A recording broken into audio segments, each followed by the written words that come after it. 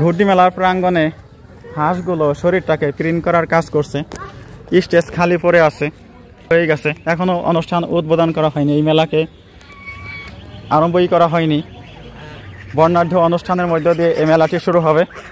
তার আগে যে রাজহাঁস, এগুলো কিন্তু আবার অনেক সময় কামড় দেয়, ভয় করে রাজহাঁসের কাছে আসতে।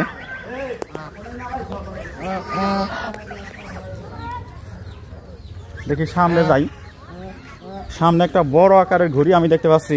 ওই ঘুড়িটাই আপনাদেরকে আমি দেখাবো। অনেক বড় আকারের একটা পতিঙ্গা ঘুড়ি এখানে রাখা হয়েছে, বিশাল, বড়র চেয়ে বড়। এই যে পলিথিন দিয়ে কালো আকারের একটা সুন্দর ঘুড়ি, আর একমাত্র কৌড়া ঘুড়ি যেগুলো এর চেয়ে অনেক সুন্দর করে বানানো যায়। কাগজ দিয়ে আগে ছাওয়া হতো, এখন পলিথিন ব্যবহার করা হয়। কাগজ দিয়ে ছাওয়া ঘুড়ি বেশি সুন্দর লাগে। আর তারপরে ঘুড়িটা অনেক বেশ সুন্দরই হয়েছে, আকাশে উড়লে আর অনেক সুন্দর লাগবে।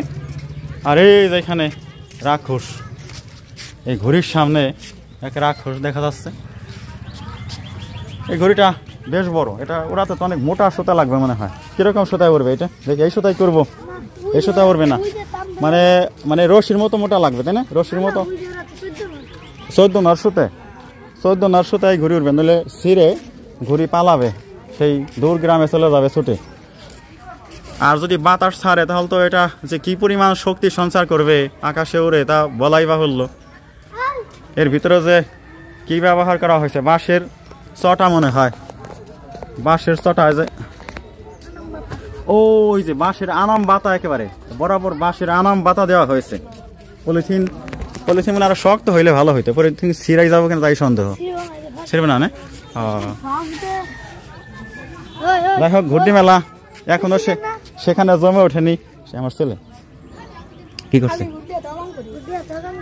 মারবো, এই যে এটা কিন্তু মারবো, এটাই মারবো, কিন্তু দেখতেছো না ওই যে তাকাই রয়েছে কেন, দাঁত বাইর করে, ওটাই তো মারবো।